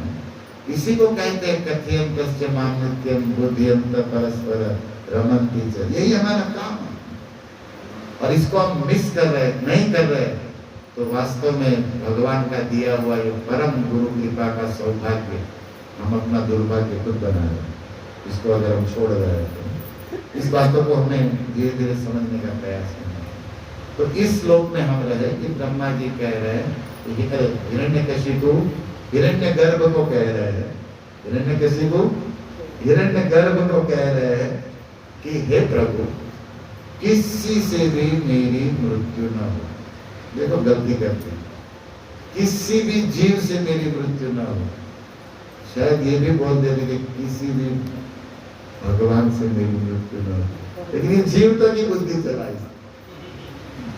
तब भगवान भी फंसते कि नहीं बताओ कि ये बेटा पहुंच तो रहा है, ब्रह्मा दे ना दे, लेकिन इसकी मांग तो होनी थी, लेकिन वहां नहीं पहुंचे। बोले किसी भी जीव से मेरी, तो ब्रह्मा जी ने कहा तथा जीव से नहीं होगी, लेकिन जीवों को बनाने वाला जीव का भी कोई स्वामी है ना। चैतन्य चरितामृत में लिखा है, कहा कृष्ण पूर्ण मायेश्वर और कहा शुद्र जीव माया रो किंकर, अकेले ईश्वर कृष्ण, कहा माया करोड़ों ब्रह्मांड के अधिपति कृष्ण और कहा शुद्र जीव जो माया का किंकर है, प्रकृति द्वारा शरीरों को कर्म भोग रहा है, लेकिन उसको नहीं पहचानता, अवैध को नहीं। अब प्रभुपाद जी इस तात्पर्य में ब्रह्मा जी के विषय में थोड़ा सा परिचय देते हैं। हिरण्यकशिपु का गलती बता रहे हैं, कहाँ अटक रहा है ये आदमी। गर्भोदक्षाई श्री विष्णु की नाभि से उत्पन्न हुए ब्रह्मा, ब्रह्मांड के प्रथम जीव। गर्भोदक्षाई भगवान विष्णु की नाभि से क्या निकला? कमल। विष्णु का क्या नाम है? साउथ इंडिया में गोल्ड का, सोने का प्रादुर्भाव हुआ ना, पद्मनाभ। केरला में ना 108 दिव्य देश, जिनकी नाभि से कमल पद्म निकला, इसी को भगवान कहते हैं। इधर पे कलयुग में अपने आप को भगवान कहे, उसको उसकी नाभि में देखना चाहिए। कमल निकालो, गंदगी निकलेगा, नया धोया नहीं होगा दिन से। तो कोई निकाला आज तक नाभि से कमल? और कमल में तेजस्वी ब्रह्मा प्रकट कर दिया। देखिए भगवान की विशेषता वहीं प्रकट हो जाए। खाली गर्भोदक्षाई पर विचार करेंगे ना कि जिनकी नाभि से कमल निकलता है उसे भगवान कहते हैं। सीधे ही उत्तर आ जाएगा भगवान की। अब इतना ही कोई कर दे बहुत। और ब्रह्मा जी के विषय में तीसरे स्कंद में प्रभुपाद एक लाइन लिख दिया कि गर्भोदक्षाई विष्णु की नाभि से ब्रह्मा जी उत्पन्न हुए इस सृष्टि के प्रारंभ में। अब आपको पता है ना, गर्भोदक सागर में विष्णु सोए और कमल निकले, फोटो बनाया जाता है, प्रभुपाद जी बनाया, उसमें कमल है, उसमें ब्रह्मा बैठे। अब ये तो फोटो है, भागवत ने क्या लिखा कि ब्रह्मा जी कमल पर बैठे हैं, तो दृष्टि मतलब क्या हुआ कि देख रहे हैं, आंखें खुली, सीधे प्रकट हुए, तो इसलिए इसको स्वयंभू भी कहते हैं। ब्रह्मा का भी एक नाम है स्वयंभू शंभु नारद। 12 महाजनों में पहला तो यमराज ने इसी का नाम लिया कि किसी बिना स्त्री के स्वयं प्रकट है कमल पर। अब भगवान प्रकट किए, लेकिन ये तो कमल से ऐसे ही प्रकट हुए, स्वयं ही दिख रहा है। भू माने प्रकट होना, वो ना भू धातु स्वयं। अब ऐसे देखने चाहिए, क्योंकि ऐसे तो दिख रहा है, लेकिन उसको एक साथ कोई दिखा नहीं। अब जैसे हम कोई देखते तो फिर साइड करेंगे ना फेस, तो ऐसे करके यहाँ मुख हो गए। ऐसा करना नहीं पड़ा। ब्रह्मा सोच रहे कि मैं कैसे प्रकट हुआ, उसकी समझ में आ रहा है, प्रकट हो गया। अभी ऐसे कुछ दिख नहीं रहा, काला काला दिख रहा है, ऐसे देखा तो इधर मुख हो गए। अभी वहां से देखा इधर कुछ नहीं, तो पीछे मुख हो गए। जैसे देखे उसे मुख बना, ऊपर ऊपर एक मुख हो गया। अच्छा है नीचे नहीं देखा, यहाँ एक मुख लटक जाता है एकदम। अब जहां देख रहे ब्रह्मा शॉर्ट हो कि मुख ही मुख बन रहा है मेरा। अभी ये तो सोचे नहीं कि मेरे 4 मुख बने, भगवान ने सोचा है क्या, उनका हो रहा है। और आपके हमारे सोचने से होगा भी नहीं, होगा तो वही जो भगवान की इच्छा को ही काल कहते हैं, कालोस नहीं। अब ब्रह्मा जी देखे, तब तक क्या इतनी जोर से हवा झंझावात चली तो डांडी कमल हिल रहा है। ब्रह्मा जी ने सोचा पकड़ो, नहीं तो मैं गया नीचे से, क्योंकि इतना भारी पर डंडी कमल से भगवान की नाभि से वो जो नाल थी ना, नलिनी तंतु डंडी, वो भी करोड़ों किलोमीटर की उतर, और ऐसी डंडी में कमल झूम रहा है और हवा झंझावात चल रही है। ब्रह्मा जी एक बार डर गए, पकड़ लो ठीक से, कमल कहीं गिर न जाओ। तो कमल हिल रहा है, झूले खा रहे, सावन के झूले, हवा चल रही है। आनंद कम है, डर ज्यादा है। झूलों में ऐसा ही होता है, एक सीमा में हो ना तो आनंद देता है, नहीं तो होता है ना चक्रों के ऊपर से नीचे आता ना, होता है ना बड़ा वाला चक्र। ब्रह्मा का सिर्फ बना है। अब क्या हुआ, ब्रह्मा जी सोचे मेरा उद्गम कहाँ है, मेरा जो स्रोत है उसको ढूंढना पड़ेगा ना। कि मैं कमल तो दिख रहा है, कमल भी पूरा नहीं दिख रहा, ऊपर का पंखड़िया दिख रहा है, इसका नीचे का पार्ट नहीं दिख रहा ब्रह्मा को। तो ब्रह्मा जी क्या किए कि कमल हिले बंद हो तो कुछ मैं करूं। तो ऐसे नीचे देखने गए तब तक हवा गए नीचे। एक बार तो ब्रह्मा कमल से गिर गए। आप कहोगे प्रभु जी आप भी फेंक रहे हो क्या सुबह सुबह? फेंक नहीं रहे, भागवत नहीं लिखा। एक बार तो ब्रह्मा जी नीचे गिर गए, लेकिन कैसे कैसे डंडी पकड़ के बोले अब नीचे नहीं देखेंगे, जो है यही संभालूंगा आप लोग। अब क्या करूं कुछ समझ नहीं आया। तब एक साउंड सुनाई दिया ब्रह्मांड में, तपा तपा। ब्रह्मा जी देखा कि ऑडियो तो है, वीडियो नहीं सुनाई दे रहा है, लेकिन कौन बोल रहा है ये? चारों ओर अंधेरा, प्रकाश केवल ब्रह्मा के शरीर, लाइट केवल कमल तक, जैसे होता है ना स्पॉटलाइट उधर तक है, बाकी सब अंधकार दिख रहा, हवा चल रही है जोर से। ब्रह्मा जी ने कहा कुछ नहीं करना, लग रहा है कि हमें जो उत्पन्न किया, मेरा जो सृष्टा है वो मुझे तप करने को कह रहा है। तप करो, क्रिया नहीं लगी, तप गुरु, तप ओनली शब्द बोला गया, संज्ञा बोला गया, तप तप करो ऐसा नहीं बोला। विधाता विश्व विधाता विष्णु तप, लेकिन ब्रह्मा अपने आप समझ गए कि और तो कोई है नहीं, और ये तप तप बोल रहे, इसका मतलब हमको तप करने को कह रहे हैं। ये ब्रह्मा ने मान लिया और आंखें बन के ध्यान में तप करने लगे। ये भागवत में मैत्री जी विदुर जी को सुनाया तीसरे स्कंद में। अब देखिए इस प्रसंग पर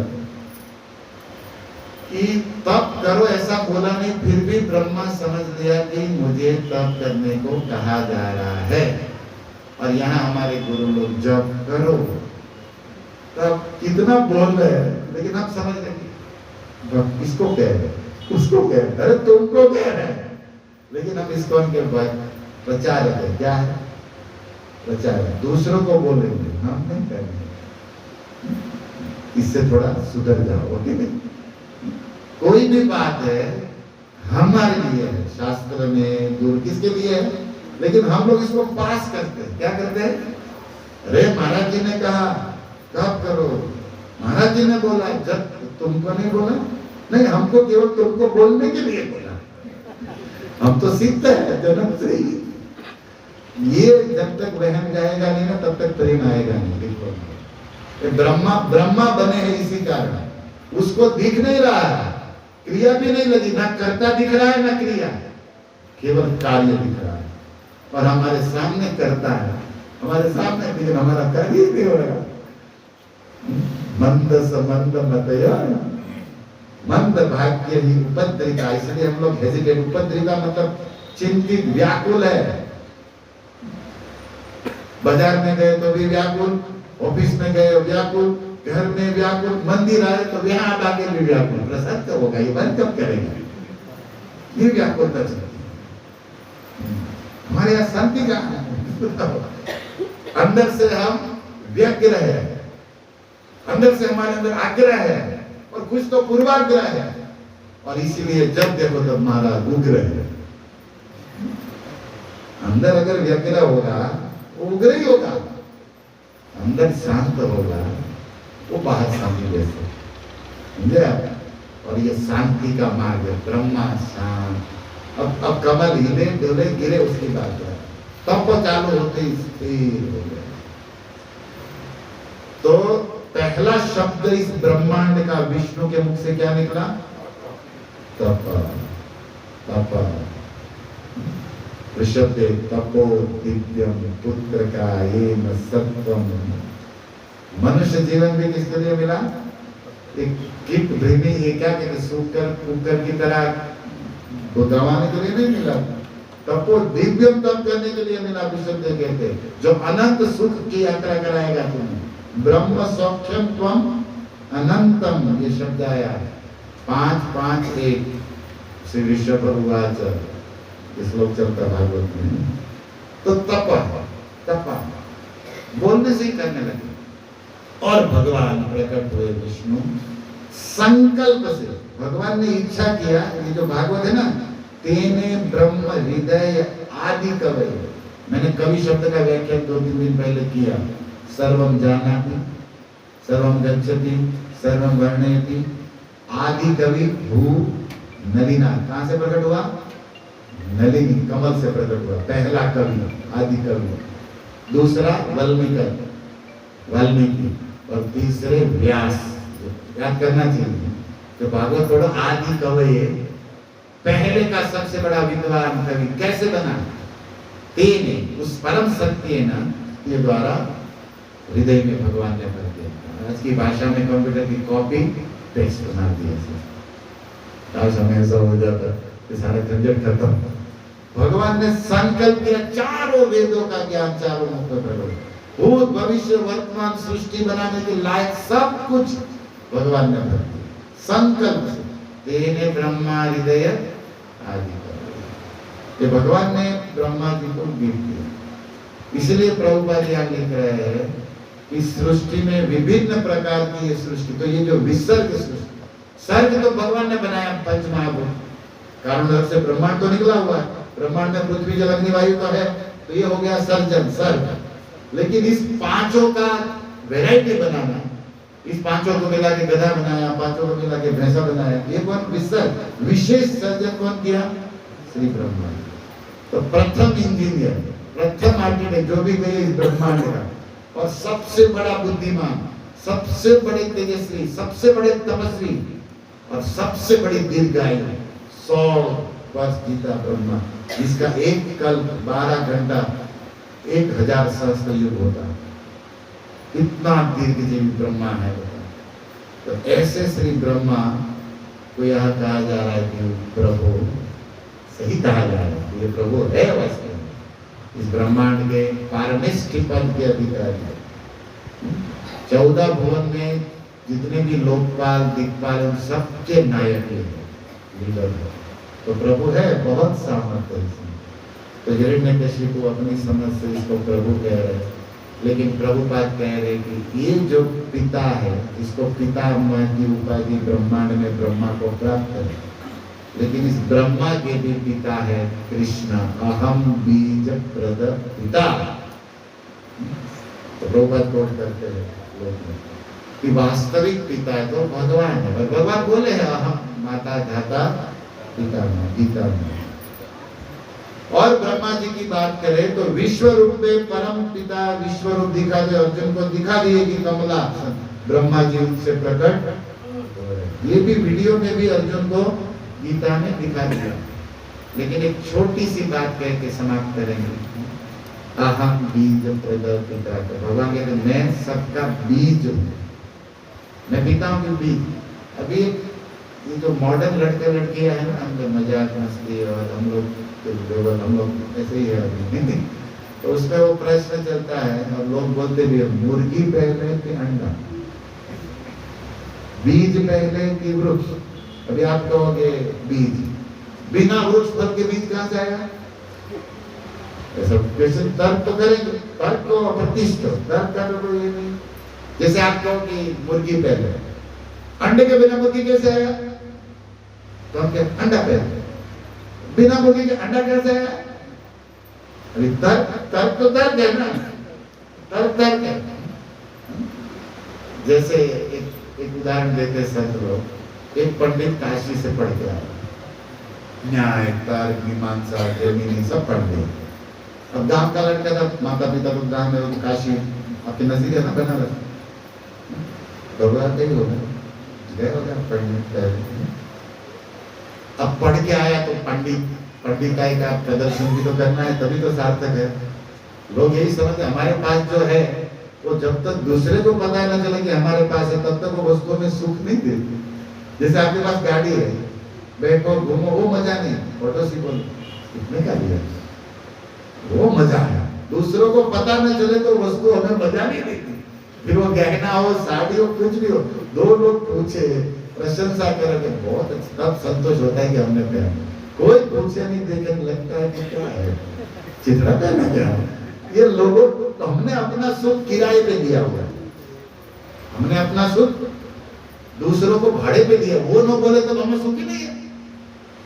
थोड़ा बुद्धि, हमारा सुख हमारा है, हम अपने जिंदगी का रिमोट दूसरों को क्यों देंगे? वो अच्छा कहेंगे तो अच्छा, वो बुरा कहे तो बुरा। अरे हम हमारे गुरु बताएंगे, हम निर्णय करेंगे अच्छा बुरा। ये दुनिया क्या बोलेगी? इससे थोड़ा ऊपर उठो तो सुखी रहोगे। और दुनिया वाले तो कोई ना कोई तो टिप्पणी कर ही देगा, अरे बिल्कुल अच्छा, अभी गया सारा सूट, हमने 10,000 का वस्तु लिया था, ये साड़ी का, और किसने आज जजता नहीं, तो कितनी लगता है, अभी उसको चैन नहीं। ये है ना हमारे दिमाग की कमजोरी। ये भी एक मानसिकता है। भागवत कथा हमें स्वस्थ बनाती है। क्या बनाती है? स्वस्थ। आज लोग शारीरिक फिजिकल फिटनेस पर ध्यान दे रहे हैं शहरों में, यहाँ की मुझे पता नहीं, क्योंकि वहाँ रोज ज्यादा इसको देना पड़ता है, लेकिन mental fitness more than important physical fitness. आपका मन मजबूत होना चाहिए, ये अंदर का कॉन्फिडेंस, यही तो महत्व है ना। अभी वही ढीला ढाला तो बाहर की क्या काम का बताओ। तो ये कथा हमारे मन का खुराक है, स्वस्थ करते हैं, अंदर से मजबूत बनाती है। अब वो सुनिए, वो तार्किक पंडित प्रदर्शन करना है, तो माँ के देखा बेटा इतने सालों बाद काशी से शास्त्र पढ़ते आया, माँ तो माँ है ना, गांव की कोमल हृदय, उसने कहा बेटा तेरे पसंद का चूरमा का लाडू बना। बेटे को जो पसंद माँ जानती है, और माँ का स्वभाव है ना, हमारे गुरुदेव भी कहते हैं ना कथा में कि बेटा आता है घर में तो माँ पेट देखती, पत्नी पाकिट देखती, दोनों देखते कि भाई माँ देखती है खाया है कि नहीं, पत्नी देखती है कुछ लाया है कि नहीं। बेचारी का बात गलती नहीं, उसको घर चलाना है ना, क्या करेगा। तो माँ का एक स्वभाव है कि बेटा कितना ही मोटा हो, तगड़ा हो, एक डायलॉग मारे, बेटा तू तो सूख गया, अरे वजन काटा तो मुझे और बोल रहा है, गया तो 70 का था 90 का होके आया है। लेकिन माँ को कभी लगता, उसको क्या लगता है, मेरा बेटा तो खाता ही नहीं, मेरा माँ तो उनकी नजरिया ही अलग है, प्रेम है, वात्सल्य। तो तेरे लिए चूरमा का भी 2 लाडू बनाई बढ़िया से, और बेटे के सामने रखा लड्डू। अब बेटा अभी तो पंडित हो चुका है ना, काशी का पंडा हो चुका है, उसने कहा मैया 3 लाडू क्यों दिया हमको, अभी 2, माँ इतनी अनपढ़ तो नहीं थी, उसने 2 बनाए। अरे बेटा हमारे पास जितनी सामग्री थी तेरे लिए बचा के हमने घी गुड़ सब डाल के 2 बनाए तेरी खुशी के लिए। नहीं मैया लड्डू तो 3 है। अब मैया चक्कर में, बेटा 2 है, मैया 3 है। तो मैया ने पूछा कैसे बेटा, गिनती तो हमने भी थोड़ी बहुत तो सीखी है। देखो मैया ये 1, मैया को भी रखा है 1, और ये 2, 2 और 1 कितना होता, 3। मैया ने सोचा 2 और 1 तो 3 होता है, ये नीचे लिखा है लड्डू 2 है, लेकिन बात में 3 बता रहा है, 1 और ये 2, और 2 में वो पहला वाला 1 डालो, अभी गणित सिखा रहे, तर्क है नहीं, सत्य नहीं है, लेकिन बात तो करने में ये इसको कहते हैं बात कला। तर्कों में यही होता, सत्य नहीं होता, लेकिन बोलने की शैली, उसको समझा देना, उसको पढ़ा देना कि 1 और 2, और 2 और 1 मिला के कितना होता। तो मैया लड्डू 3 है ना, मैया बेचारी गरीब गाँव की, एक तो ये सलाह है 2, और ये आपको हमारे मुख से बुलवा रहा है। उसका बाप है ना, वो गाय की सेवा में लगा, सब देख रहा था नाटक, उससे रहा नहीं गया, वो आया, क्या हो रहा है। तो उसकी पत्नी बोली देखो ना ये हमारा बच्चा कितना पढ़ लिखा है, जो असत्य है उसको भी सत्य कर रहा है, जो नहीं है वो भी दिखा रहा है, क्या क्या दिखा रहा है। तो उसने कहा पिताजी देखो लड्डू तो 3 है। पिताजी बोला मैं इंटर तक पढ़ा हूँ, लड्डू तो 2 है, ये 3 कैसे बताया, बताओ। तो देख ही चुके थे नाटक तो। उसने कहा ये 1 और ये 2, 2 और 1 3। पिताजी ने कहा हाँ बता सही बोला, लड्डू तो 3 है, और हम लोग भी 3 है, 1 तेरी माँ खाएगी, दूसरा मैं खाऊंगा, तीसरा तू खा। 3 है ना।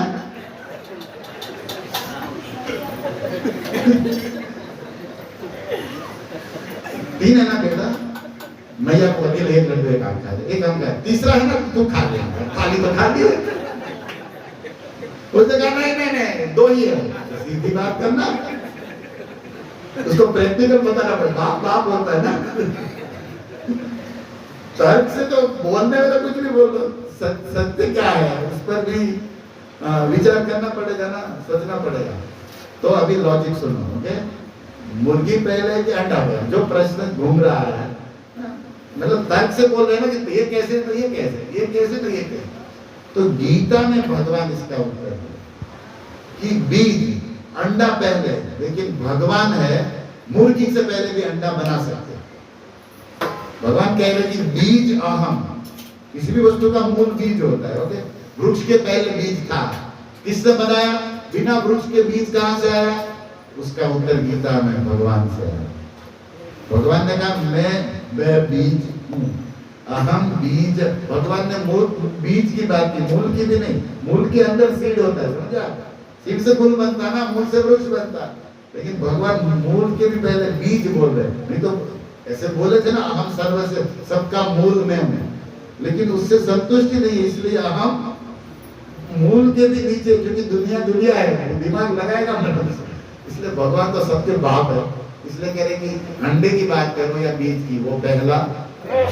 और आप जानेंगे कि ये पूरा ब्रह्मांड अंडे के रूप में ही था। हिरण्य, सुवर्ण, पंच महाभूत, महत्त्व की सृष्टि पढ़ोगे भागवत में तो समझ में आएगा कि ब्रह्मांड अंडवत। इसीलिए तो बोला गया अंडांतरस्थ परमाणु चयांतरस्थम गोविंदम आदि पुरुषम अंडा कहां से है उसको बताओ। कि देखो पहले अंडे में विश्वात्मा यही है, इसके बिना सब निर्जीव था। ये ब्रह्मांड बनाने के बाद भी स्टॉप था। तो भगवान जब उदयशाही प्रवेश किए तब ये चालू हुआ। शिरोदेवशाही हुए तो स्पंदन हुआ, नहीं तो मृत जगत है, ये तो जड़ है।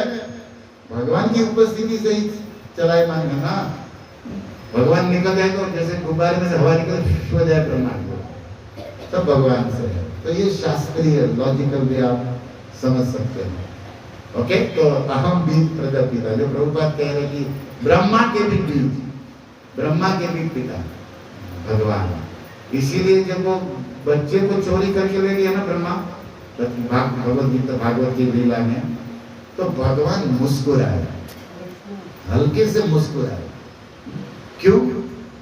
हरीश्वरी जी ने भाव दिया, हमारे गुरु जी सुना कि ब्रह्मा भगवान मुस्कुराए तो इतना बड़ा कांड कर दिया, सारे गाल बाल और बछड़ों को चोरी करके ले गया ब्रह्मा, इतना विद्वान, इतना मैं ज्ञान दिया, मेरा विभूति, और चोरी करके ले गया हमारे बछड़ों को। मुस्कुरा क्यों रहे हो? भगवान से पूछा गया।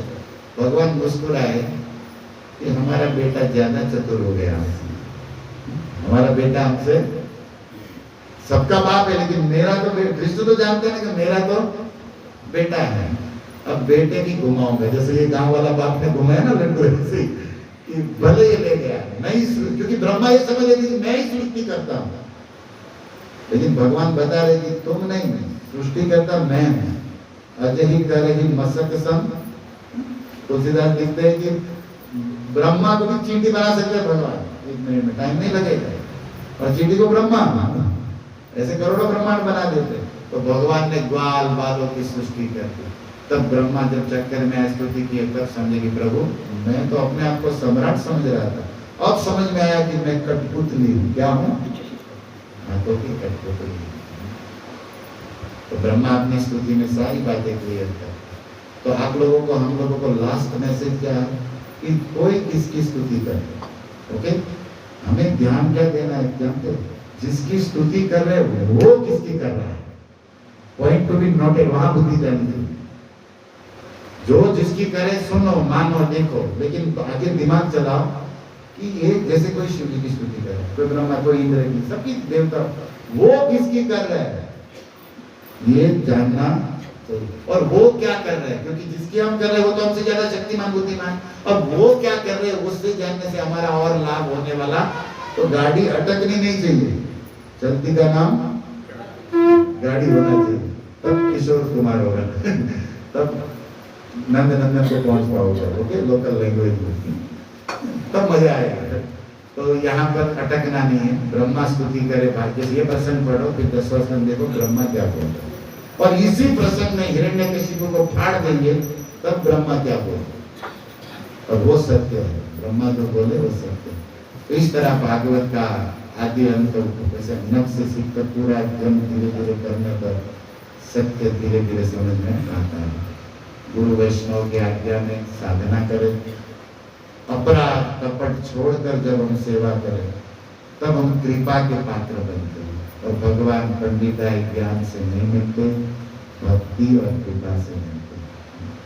धने जने पांडित्य कृष्ण नहीं पाए।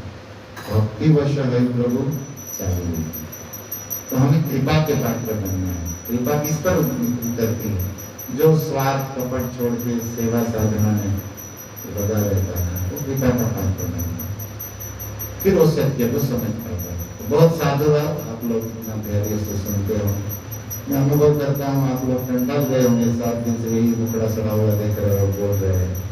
तो अभी आप लोगों की इच्छा आज्ञा थी तो मैं लगा हूँ। मैं आपको समझता हूँ कि हम इतने योग्य नहीं, आलसी है, आप जैसी साधना सेवा तो नहीं हो रही, लेकिन गुरु जी की कृपा से, वैष्णव के आशीर्वाद से कुछ बोल लेते हैं, पढ़ लेते हैं, लेकिन कोई अनुभव साक्षात्कार तो है नहीं। अभी साधु जैसे लगते दिखते हैं, हम है नहीं। हम बम्बई के संसारी तुच्छ हीरो जीव है, नाटक करते रहते हैं। लेकिन थोड़ा बहुत लगे साधु का कहते हैं प्रतिष्ठा लगी शाख्य आचरण, लोभ हत सदा काम, अंदर से तो वही कचरा भरा। लेकिन फिर भी आप लोगों की कृपा से कुछ बोल सीख लिए हैं।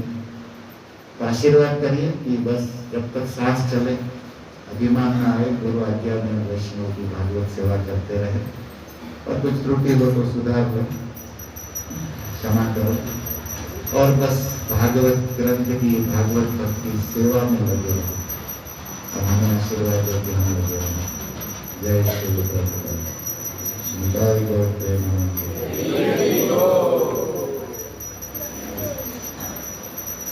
Thank you. प्रभु जी का दर्शन हुआ, हमारा सफल हुआ बिहार यात्रा। संगीत माधव प्रभु जी। परसों हम इसको याद कर रहे थे, गाड़ी में जा रहे थे, तो एक गीत आया समझ में, अइले राम श्याम सखी मथुरा नगरिया, रहितंत राख देती मन के अकरिया, भाग बात छोड़ तो वरना भरती अकवरिया। तो मैं ऐसे ही गाया तो प्रभु जी बोले, तो हमारे संगीत माधव जी का बोला, हमारी क्या, हमारी भी है, हम भी बिहार, महाराज में दीक्षित हो गए तो हम भी बिहार के हो ही गए एकदम से। कह रहे थे हमारे, बोला नहीं हमारे भी है। मैं ही कथा के साथ आपका सुनने के साथ हुआ।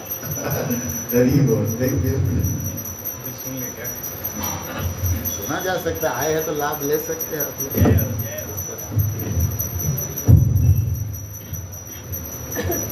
हरे कृष्ण। तो ऐसे तो कथन के अनुसार प्रभु जी का कार्यक्रम करते ही है, लेकिन अगर आप प्रार्थना करेंगे जनाब सोजा जी से, गोविंदा जी से, तो अगर जगन्नाथ जी की कृपा होगी तो सबसे कोई मिल सकता है।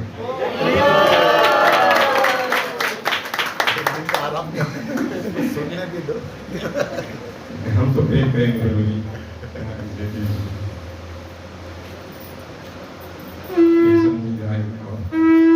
हरे कृष्ण हम तो बोलते करेंगे, हरे कृष्णा कृष्णा कृष्णा हरे हरे, हरे राम राम राम हरे हरे।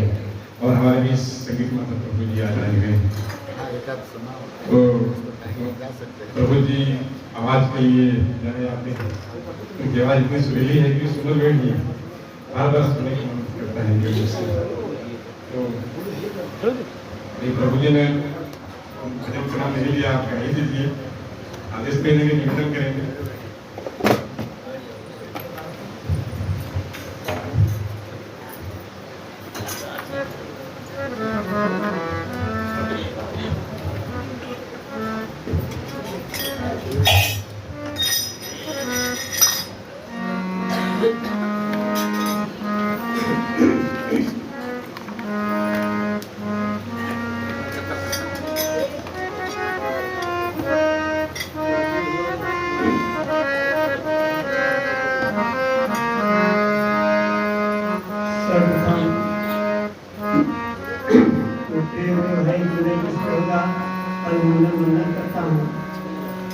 कथा करते समय मुझे दर्शन मिला, मुझे नहीं पता था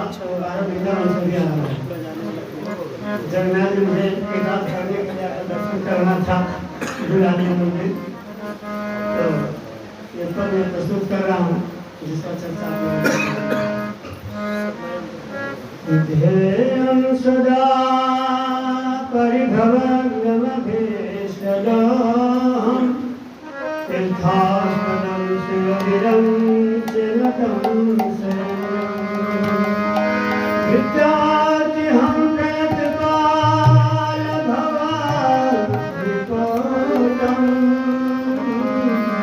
वंदे महापुरुष ते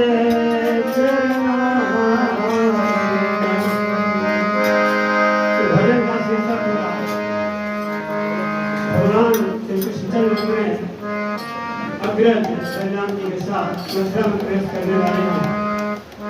तो मथुरा में दो तरह की स्थिति है लोगों में, एक तो कपट में है कि इनको समाप्त कर देना है, और दूसरा पक्ष है कि आज कृतार्थ हो हम, कृतार्थ हो हम। यानी आज हमारे नेत्र के विषय का दर्शन होगा, श्याम सुंदर का दर्शन नेत्र भर करेंगे। सारी महिलाएं अपने अपने छत के ऊपर जो बाहर नहीं निकल सकती थी, लालसा है, उत्तरोत्तर लालसा है कि आज दर्शन होगा, आज दर्शन होगा, आज दर्शन होगा, आज मेरा जीवन होगा। तो दोनों भाई मथुरा नगर में प्रवेश करें, कैसे प्रवेश कर रहे हैं? तो एक नीला सूर्य और एक श्वेत सूर्य या चंद्र, दो एक ही साथ प्रवेश कर रहे हैं। बहुत विचित्र स्थिति है। तो अगर भगवान को देखने की इच्छा किसी की जागृत होती है तो भगवान भी अपने को सजाते हैं। तो दोनों तरफ दर्शक और जिन्हें दर्शनी दोनों तरफ अभिलाषा है। इस पर पद है Hare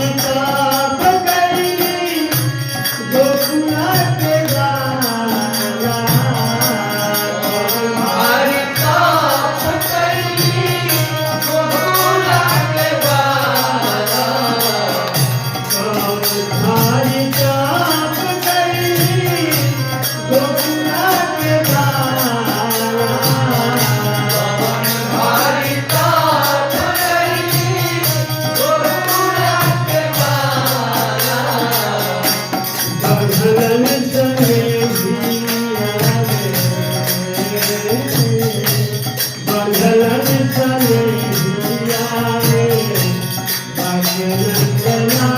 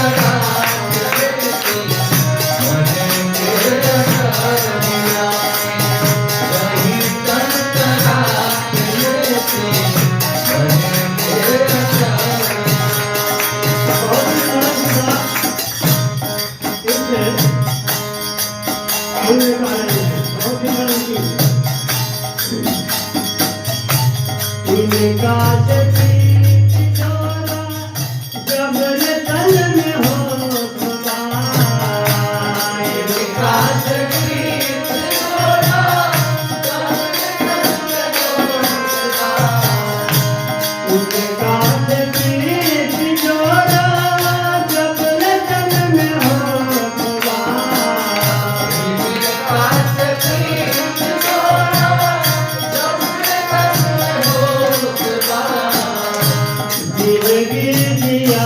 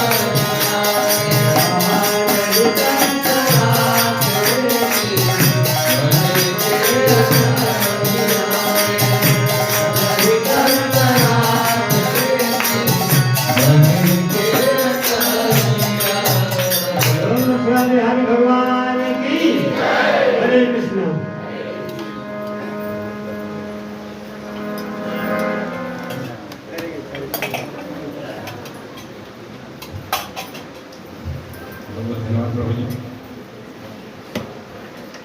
संध्या में बहुत सुंदर कथा चल रही है भाटा में प्रभु जी के द्वारा 7:30 बजे से 10:30 से 11 बजे तक। तो और 2 दिन बचा है आज और कल, तो इसका अवसर का लाभ उठाइए और संध्या में भाटा में पहुँचिए।